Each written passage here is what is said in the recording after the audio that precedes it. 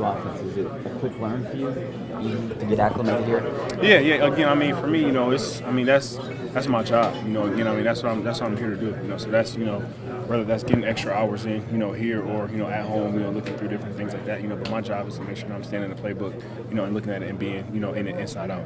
George was talking about picking your brain. You guys have a good relationship here after a couple weeks. Yeah, definitely. Again, like I said before, man, I see a lot of myself, in George as far as, an ascending player coming into the second year. Again, for me, I mean, my second year in this league was one of my best years of my career. So kind of being able to look back at it where I was at in my second year, it still was a ton of football that I didn't know, and it still was a lot of things that I didn't know. So, being able to kind of share that knowledge and that experience, kind of going and thinking about, that early time of my career and, certain things that I may have, didn't know that I wish I had known and things like that, So, I mean, I definitely can relate, to where he's at, coming off a good rookie year and the kind of talent that he has. You've been around a few quarterbacks for your career. What have you noticed from Kenny here so far?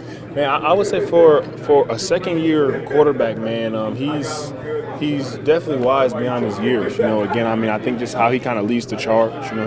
His work ethic day in and day out. Very very focused. And things like that. I would say he's definitely beyond his years. Again, and I was impressed when I got here. Again, I mean, watching somebody from the outside looking in, you definitely see the talent, some of that. But once you actually get in the facility and are able to be around Kenny and things like that, you see why he's been successful. How do you feel about?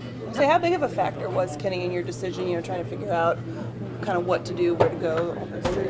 Yeah, I mean, I didn't really have too much of a decision, right. When you get traded. But I mean, again, hearing that that was possibly going to happen. Again, like I said before, I'm a person who watches a lot of football. So I was able to see Kenny. I was able to watch Kenny in college and some of those big games and things like that. So I mean, when you have a guy like that who has a knack for winning and a knack for being the kind of player that he's been, which is leading all the groups that he's been a part of. I don't think that goes anywhere once a guy comes to the NFL. It's one of those things that now once you put other guys around him and different things like that, you start to see that player evolve even more into a guy.